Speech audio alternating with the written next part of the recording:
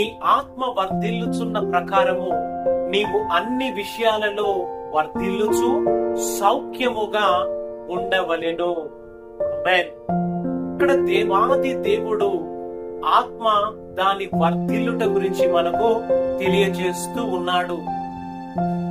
ఈ రోజున నీవు దేవుని యొక్క వాక్యమందు బలపరచబడుతూ దేవుని యొక్క ఆత్మలో అన్ని విషయాలలో నీవు వర్ధిల్లునట్లు ప్రేమయందును, సంతోషమునందును, సమాధానమునందును, మంచితనమందును, దయాలత్వమునందును, దీర్ఘ శాంతమునందు, విశ్వాసము, సాత్వికము, ఆశా నిగ్రహమందు నీవు వర్ధిల్లుచు సౌఖ్యము కలిగి దేవుని నిత్య రాజ్యములోనికి నీవు నడిపించబడుదువుగాక.